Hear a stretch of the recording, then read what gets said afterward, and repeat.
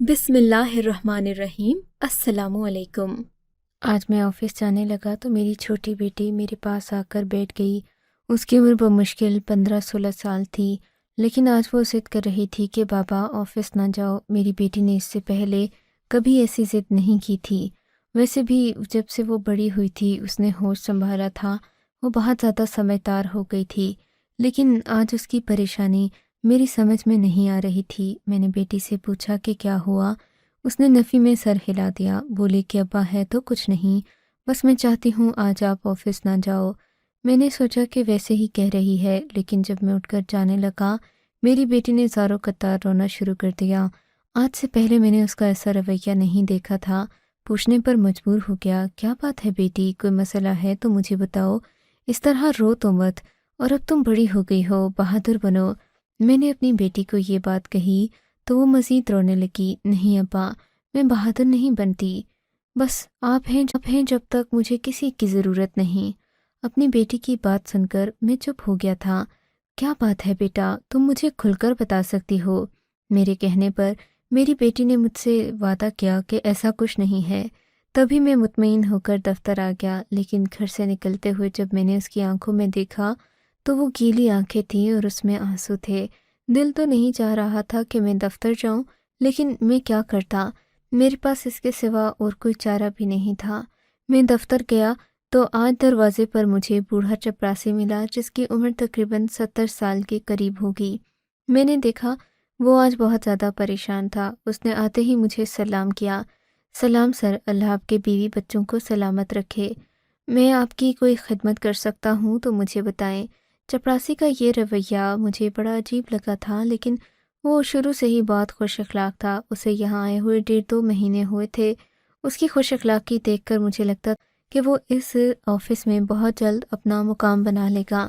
मुझे शुरू से ही एक कमज़ोरी थी कि मैं खुशामदी लोगों की बातों में आ जाता था, जो मेरी तारीफ़ करें, मेरे हुक्म की तामील करें और हर वक्त मेरे इर्द गिर्द मेरे नखरे उठाने के लिए मौजूद हूँ। मैंने उससे कहा कि मुझे तो कुछ नहीं चाहिए, लेकिन हाँ, आइंदा के बाद अगर तुम्हें कोई भी ज़रूरत हो तो मुझे ज़रूर बताना। बस फिर क्या था, फरीद अहमद ने तो अपना मामूल ही बना लिया। सुबह आकर सलाम करता, दिन को मुझे खाने में कोई ना कोई चीज़ ला कर देता, रात होती तो मुझसे पैसे मांग लेता। अब तो मैं उसे रोज़ाना के 500 या फिर 1000 रुपये दे देता था, लेकिन मैंने फरीद अहमद के चेहरे पर कभी खुशी नहीं देखी थी। वो बस मेरी खिदमत में जुटा रहता था। मैंने उससे एक दिन बात करने का सोचा, मगर मुझे उस दिन भी ऑफिस में लेट हो चुका था, सो मैं अपने काम में मसरूफ़ हो गया। एक दिन मुझे उससे बात करने का मौका मिला। फरीदुद्दीन, तुम्हें तो मैं काफ़ी ज़्यादा पैसे दे देता हूँ, क्योंकि तुम्हारी आदत ही ऐसी है, तुम सभी की जेब खाली करवा कर रहोगे। मैंने तो ये बात अज़राए मजाक कही थी, पर फरीदुद्दीन ने अपना सर गम से झुका लिया। क्या हुआ, क्या मैंने कुछ गलत बोल दिया? मेरे कहने पर मुझे उसने बताया कि वो इसलिए मजबूर है कि उसकी शादी एक जवान लड़की से हुई है। अब वो रोज़ाना उसके लिए कपड़े, जूते और तरह तरह की चीज़ें लेकर जाता है, तभी उसे बहुत ज़्यादा खर्चे की ज़रूरत पड़ती है। अगर ये खर्चा ना होता तो फरीदुद्दीन नौकरी भी ना करता, अपनी पेंशन पर ही गुजारा कर लेता। लेकिन फरीदुद्दीन के मुताबिक वो बहुत ज़्यादा मुश्किल दिन गुजार रहा था। मुझे हैरत हुई थी। मैंने उससे कोई बात नहीं की। मैंने कहा कि तुम जैसा सोचते हो ऐसा कुछ भी नहीं है, अभी भी तुम जवान नज़र आते हो।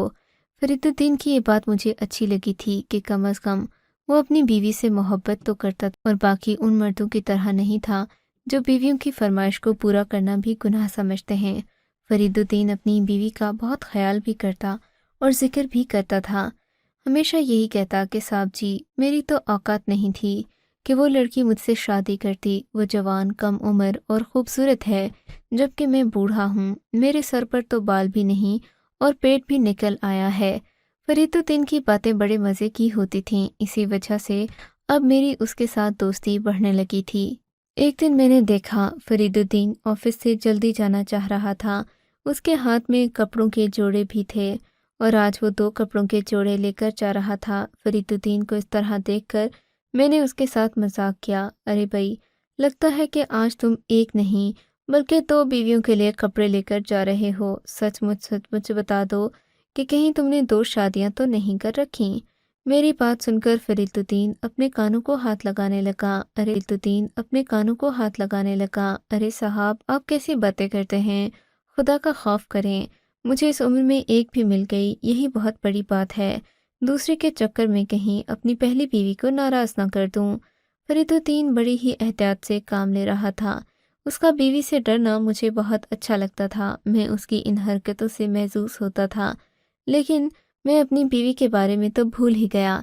میں نے فرید الدین کو دیکھ کر سوچا تھا، میری بیوی میرے گھر کے کتنے کام کرتی ہے، میری بیٹی کو سنبھالتی ہے، پر اس کے باوجود میں اس کی کوئی بھی فرمائش پوری نہیں کرتا۔ میں نے دل میں سوچا اور پھر گھر جاتے ہوئے ایک پھول بھی خریدا۔ آج اپنی بیوی کے لیے پھول لے کر جاؤں گا، کل کوئی اور تحفہ لے کر چلا جاؤں گا، میں نے دل میں سوچا اور واپس آ کر گاڑی میں بیٹھ گیا۔ میں گھر پہنچا تو میری استقبال کرنے والی بیوی آج میرے راستے میں موجود نہیں تھی۔ اس نے میرا استقبال نہیں کیا۔ میں سمجھا کہ شاید وہ مجھ سے ناراض ہوگی، لیکن جیسے ہی میں گھر کے اندر داخل ہوا، میں نے دیکھا کہ آنیہ بہت ڈری ہوئی تھی۔ اس کے چہرے کے تاثرات بتا رہے تھے کہ آنے سے پہلے وہ کچھ ایسا کر رہی تھی جسے میرے آنے پر اسے چھوڑنا پڑا، اس کام کو بند کرنا پڑا، اسی لیے وہ اتنی زیادہ چونکی ہوئی تھی۔ مجھے اس پر حیرت بھی ہوئی تھی، لیکن میں خاموش رہا۔ میری عادت نہیں تھی کہ میں پولیس والوں کی طرح اپنی بیوی سے تفتیش کرتا پھروں۔ میری چپ نے اسے خود ہی بولنے پر مجبور کر دیا۔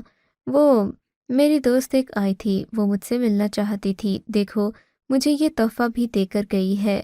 میری بیوی نے ایک خوبصورت سا جوڑا مجھے دکھاتے ہوئے کہا تھا، یہ بالکل نیا اور بہت ہی زیادہ عمدہ لگ رہا تھا۔ واہ، یہ کون سی سہیلی ہے تمہاری جس نے تمہیں اتنا قیمتی تحفہ دے دیا؟ ویسے تو تمہاری سہیلیاں 500,000 سے زیادہ کا تحفہ تمہیں نہیں دیتی ہوتی۔ میری بات پر وہ چڑھ گئی۔ اب ایسا بھی نہیں، لڑکیاں میری بہت عزت کرتی ہیں، اور ہاں، اب تم دیکھنا کہ وہ میری زندگی کو کتنا سہل اور آسان بنا دیں گی، مجھے اتنے تحفے دیں گی، مجھ سے اتنی محبت کرتی ہیں کہ تم سے زیادہ ہی کرتی ہوں گی۔ کبھی تم نے میری کوئی فرمائش پوری نہیں کی۔ میری بیوی کے گلے شکوے شروع ہو گئے تھے، میں اس کی کوئی بات ابھی سننا نہیں چاہتا تھا۔ پھر اچانک اس کا لہجہ سرد ہو گیا، میرے کندھے پر ہاتھ رکھ کر رومانوی سے لہجے میں بولی، مجھے لگتا ہے کہ تم اپنی بہت بڑی ذمہ داری کو بھول رہے ہو۔ اس کی بات سن کر میں چوکنا ہو گیا۔ کون سی ذمہ داری؟ شوہر ہونے کی؟ میں نے شرارتی انداز میں پوچھا تو اس نے مجھے غصے سے گھور کر دیکھا۔ نہیں، میں کسی اور ذمہ داری کی بات کر رہی ہوں۔ شاید تم یہ تو بھول ہی گئے ہو کہ تمہاری 2 اولادیں بھی ہیں اور دونوں کی مائیں بھی الگ الگ ہیں۔ تم ایسا کیوں نہیں کرتے کہ اپنے بچوں کو جائیداد میں الگ الگ حصہ دے دو؟ تمہارے کہنے کا مطلب کیا ہے؟ ابھی میں زندہ ہوں، ان باتوں کا کوئی مقصد نہیں بنتا، اور پھر ویسے بھی عالیہ تو ابھی 18 سال کی بھی نہیں ہوئی۔ میں نہیں چاہتا کہ خواہ مخواہ میں اسے کسی جنگل میں پھنساؤں۔ اور ہاں، رہی بات میرے بیٹے کی، تو وہ کبھی بھی مجھ سے ایسی بات نہیں کرے گا۔ میرا بیٹا ہے، میرا خون ہے۔ میں نے پیار سے موہت کے بارے میں سوچتے ہوئے کہا تھا۔ موہت میرا نابیہ سے بیٹا تھا، اور نابیہ ہمیشہ یہی کوشش کرتی کہ وہ اپنے بیٹے کو زیادہ سے زیادہ جائیداد دلا سکے۔ حالانکہ میرے کل 4 ہی بچے تھے، اور 2 بچے ایک بیوی سے، 2 میری پہلی بیوی سے تھے، مگر پھر بھی میری بیوی کو یہ بات برداشت نہیں ہوتی تھی۔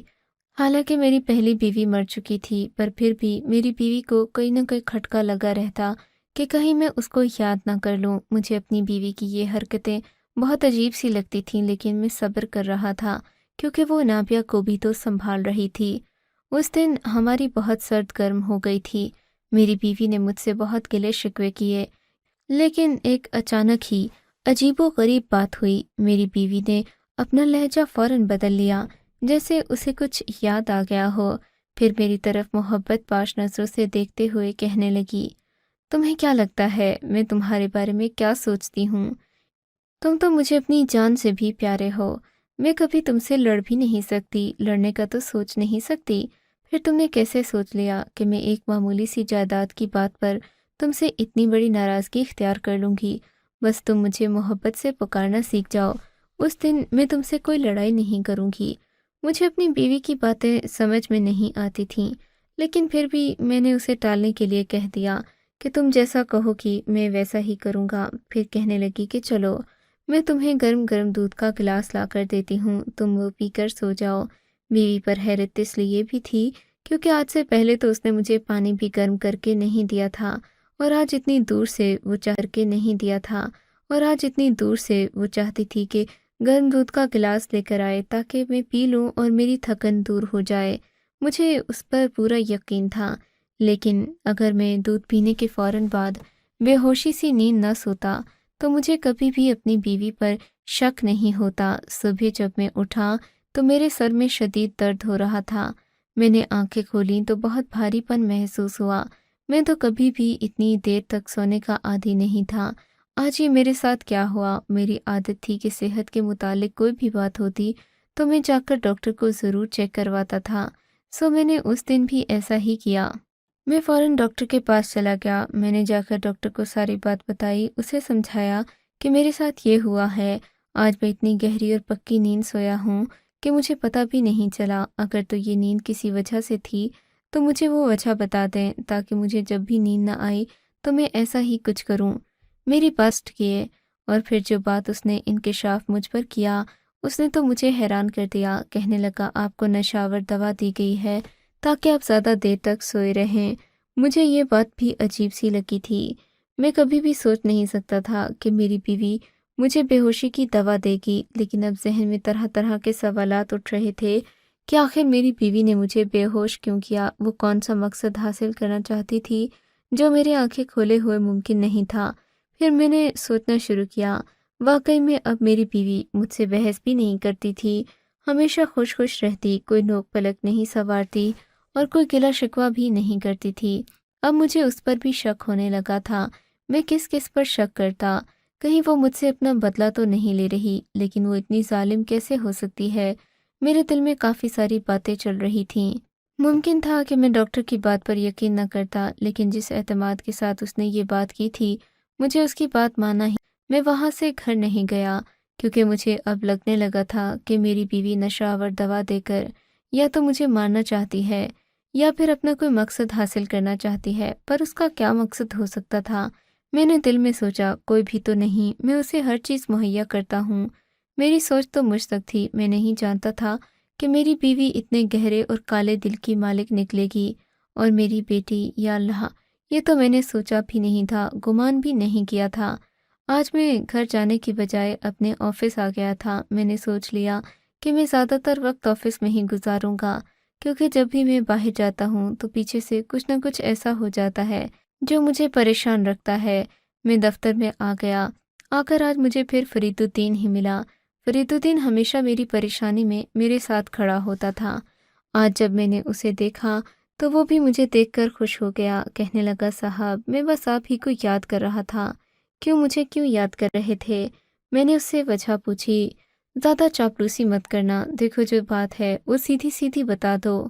صاحب، آپ برا مت مانیے گا، لیکن لگتا ہے کہ آپ اپنی بیوی کے لیے گھر کچھ بھی لے کر نہیں جاتے۔ لیکن میری بیوی جوان ہے، خوبصورت ہے، ہماری شادی ابھی ابھی ہوئی ہے، بس اسی لیے میں اپنی بیوی کا بہت زیادہ خیال رکھتا ہوں۔ اور ویسے بھی آپ کو یقین نہیں آئے گا، لیکن میں گھر داماد ہوں۔ میں واقعی فرید الدین کی بات سن کر ہنس پڑا تھا۔ سوچ نہیں سکتا تھا کہ اس عمر میں وہ گھر دامادی کی جیسی غلامی کرے گا، لیکن فرید الدین کے عجیب ہی قصے تھے۔ اس کی بیوی جوان اور خوبصورت تھی، سو وہ ہر وقت اس کے لیے تحفے تلاشتا رہتا۔ اس دن بھی اس نے ایسا ہی کیا، مجھ سے یہ بات کہی تو میں نے کہا کہ چلو، میں تمہیں 2000 روپے تحفے کے طور پر دیتا ہوں، تم جاؤ، جا کر اپنی بیوی کو عیش کرواؤ۔ فرید الدین وہ پیسے لے کر بہت خوش ہوا، لیکن پھر اسے دفتر میں ہی کوئی کام پڑ، کاموں میں مصروف ہو گیا۔ اس کی جلدی جانے کی خواہش بھی پوری نہ ہو سکی۔ آفس میں چھٹی ہو چکی تھی، میں تو ویسے بھی گھر جا رہا تھا، بیوی کا چہرہ دیکھنا نہیں چاہتا تھا کہ میں کسی طرح گھر نہ ہی جاؤں تو بہتر ہوگا، سو اسی وجہ سے میں نے گھر کے باہر رہنے کا فیصلہ کیا۔ میں نے فرید الدین سے کہا، تم نے جہاں جانا ہے مجھے بتا دو، میں تمہیں لے کر چلا جاؤں گا۔ فرید الدین میری بات پر میرا شکریہ ادا کرنے لگا، بولا، صاحب آپ بہت اچھے ہیں، میں ابھی خود یہی سوچ رہا تھا کہ لوکل ٹرانسپورٹ پر جاتے ہوئے مجھے بہت دیر لگے گی، اگر آپ مجھے بازار تک لے چلیں، میں نے اپنی بیوی کے لیے ایک خوبصورت سا تحفہ لینا ہے۔ میری بیوی بہت لاڈلی ہو گئی ہے، اب وہ روز ہی ایک تحفہ مانگتی ہے، اور میری ساس وہ تو یہی کہتی ہے کہ اپنی بیوی کو خوش رکھا کرو۔ اب اس عمر میں میرا کھانے والا ہے ہی کون؟ ویسے بھی آپ میری کہانی نہیں جانتے، بڑی عجیب کہانی ہے میری۔ فرید الدین کی بات سن کر میں چپ ہو گیا۔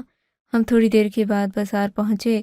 بازار میں فرید الدین نے ٹھیک 2 سے 2500 کا جوڑا پسند کیا تھا۔ جوڑا بہت خوبصورت تھا۔ فرید الدین کو سبھی سستے بازاروں کا علم تھا، شاید اسی لیے اس نے وہ جوڑا خریدا تھا، جو کہ دیکھنے میں بھی خوبصورت تھا، قیمت بھی اچھی تھی۔ آج تو آپ کے پیسوں کا خریدا ہے صاحب، اتنی سخاوت تو بنتی ہے۔ فرید الدین نے جیسے وہ جوڑا لیا تو لگا کہ وہ پوری دنیا کو فتح کرنے جا رہا ہے۔ بڑا خوش تھا وہ، میں نے بھی اس کے لیے دعا کی تھی۔ وہ کپڑے جو اس نے لیے تھے بڑے عمدہ قسم کے تھے اور بنے بنائے تھے، ان میں کسی قسم کی سلائی کی ضرورت نہیں تھی۔ حیرت تو مجھے اس وقت ہوئی جب ٹھیک 2 دن کے بعد میں نے اپنی بیوی کو انہی کپڑوں میں ملبوس دیکھا۔ مجھے فوراً فرید الدین کی بات یاد آ گئی تھی، اس نے بھی اپنی بیوی کے لیے ٹھیک ایسے ہی کپڑے لیے تھے، انداز کر دی تھی۔ دل میں سوچا کہ فرید الدین چپراسی ہو کر اپنی بیوی کا اتنا زیادہ خیال رکھتا ہے، جبکہ میں ہوں کہ میں اپنی بیوی سے کوئی بات نہیں کرتا۔ کتنی بری بات ہے، مجھے زیادہ لڑنا جھگڑنا نہیں چاہیے، میں نے دل میں یہی بات سوچ لی تھی۔ لیکن پھر 2-3 بار ایسا ہونے لگا، فرید الدین جب بھی اپنی بیوی کے لیے کوئی کپڑے، جوتے، گلدستہ، جو بھی چیز خریدتا، وہ میں گھر آتا تو مجھے اپنے گھر میں پڑی ملتی۔ ساتھ ہی ساتھ بیٹی کا بدلتا رویہ مجھے پریشان کر رہا تھا۔ اب میں اپنی بیوی پر باقاعدہ شک کرنے لگا تھا، کیونکہ میری بیوی بھی عجیب و غریب باتیں کرتی، کبھی کبھی تو اپنے بیٹے کی بہت غلط حمایت کرتی۔ مجھے ایسا لگتا جیسے کہ میں اپنے بچوں کا نہیں، کسی اور کے بچوں کا یا پھر دشمن کے بچوں کا باپ ہوں، جو میری بیوی میرے ساتھ اتنا برا سلوک کرتی تھی۔ سوائے تحفے تحائف خریدنے کے یا لینے کے، وہ مجھ سے کبھی بھی خوش اخلاقی سے بات نہیں کرتی تھی۔ شاید اپنی بیوی پر شک نہ بھی کرتا، پر اب اس کا مشکوک رویہ دیکھ کر میں مجبور ہو گیا تھا کہ میں اپنی بیوی کا پیچھا کروں، یا کم از کم فرید الدین کی روتات تو معلوم کروں، کیونکہ فرید الدین جب بھی کوئی نئی چیز لیتا تھا وہ میری بیوی نے پہنی ہوتی تھی، یا پھر ہمارے گھر میں استعمال ہو رہی ہوتی، اور میری بیٹی تو خصوصاً وہی چیز پہنتی جو فرید الدین خرید کر جاتا تھا۔ ایک دن میں نے سوچ ہی لیا تھا کہ میں فرید الدین کی اصلیت کو معلوم کر کے رہوں گا، کہ قدرت نے مجھے اتنا بڑا جھٹکا دیا جس کا میں سوچ بھی نہیں سکتا تھا۔ میں دفتر میں تھا، آج فرید الدین نہ آیا تو بے چین ہونے لگا۔ پوچھا کہ کیا بات ہے؟ کہنے لگا کہ میری بیوی ہسپتال میں ہے، اسے بچہ پیدا ہونے والا ہے، اسی لیے میں یہاں پر کھڑا ہوں اور چھٹی کا انتظار کر رہا ہوں۔ آپ مجھے خدا کے لیے اجازت دیتے ہیں، میں اپنی بیوی سے ملنے جانا چاہتا ہوں۔ میں بھی اپنا مطلب اور مقصد کے پیچھے ہی تھا۔ میں نے کہا کیوں نہیں، تم میری گاڑی میں ہی ہسپتال چلو، اپنی بیوی سے پوچھ لو کہ وہ کہاں ہے۔ ارے میں اس سے کیا پوچھ سکتا ہوں صاحب، وہ تو بیچاری ہسپتال میں پڑی ہے، میری بات اب چیت اپنی ساس سے ہوتی ہے۔ جان بوجھ کر میں نے ساس کے بارے میں کوئی بات نہیں کی۔ تھوڑی دیر کے بعد ہسپتال پہنچ گیا۔ میں اور فرید الدین ہسپتال کے اندر پہنچے۔ جلدی سے وہ مطلوبہ وارڈ میں پہنچا۔ وہاں اپنی بیوی کو دیکھ کر میں حیران پریشان رہ گیا تھا۔ میری بیوی باہر کھڑی تھی، جبکہ فرید الدین کہہ رہا تھا کہ یہ میری ساس ہے۔ یہ سنتے ہی مجھے پسینہ آ گیا۔ لیکن صاحب، مجھے آپ کو ایک بات بتانی ہے، میری بیوی نے ابھی مجھے نہیں دیکھا تھا کہ فرید الدین مجھ سے ایک التجا کرنے لگا۔ میں نے سوچا جہاں میں نے اتنا کچھ دیکھ لیا ہے، فرید الدین کی بات بھی سن ہی لیتا ہوں۔ وہ مجھے دوسری طرف لے گیا، کہنے لگا کہ یہ عورت میری اصلیت نہیں جانتی کہ میں ایک چپڑاسی ہوں۔ میں نے خود کو بہت امیر ترین شخص ظاہر کیا ہے، تبھی تو اس نے اپنی سوتیلی بیٹی کی شادی میرے ساتھ کروا دی تاکہ میری ساری دولت ہتھیا سکے۔ لیکن ابھی تک بضد ہے کہ جب تک میں اس کی پراپرٹی کے کاغذات پر دستخط نہیں کروں گا، یہ مجھے اپنی بیٹی سے اپنے بیٹے کو نہیں لینے دے گی۔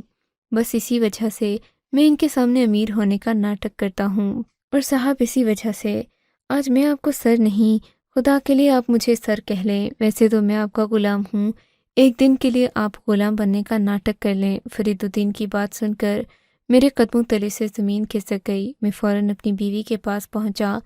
اسے میں نے پوچھا کہ تم نے میری بیٹی کے ساتھ کیا کیا ہے؟ کہنے لگی کیا تو کچھ نہیں، اس کو ایک شوہر پسند تھا، میں نے اس کی شادی کروا دی، تو بس اس میں اتنا اچھلنے والی کیا بات ہے؟ ابھی اس کی طبیعت خراب ہے، جلدی کرو، مجھے کوئی تماشا نہیں بنانا۔ بیوی کی بے حسی دیکھ کر میں حیران رہ گیا تھا، آخر وہ ایسا کیسے کر سکتی تھی؟ بھلے میری اولاد اس کی کچھ نہیں لگتی تھی، صرف پیسوں کی لالچ میں، اور وہ بھی ایک جھوٹے شخص کے دھوکے میں آ کر اس نے میری بیٹی کی زندگی تباہ کر دی۔ وہ ایسا کیسے کر سکتی تھی؟ اب سوائے پچھتاوے کہ میرے پاس کیا بچا تھا؟ لیکن میں نے بھی کھڑے کھڑے اپنی بیوی کو طلاق دے دی تھی، کیونکہ میں ایسی عورت کے ساتھ نہیں رہ سکتا جو میری اولاد کے ساتھ مخلص نہ ہو۔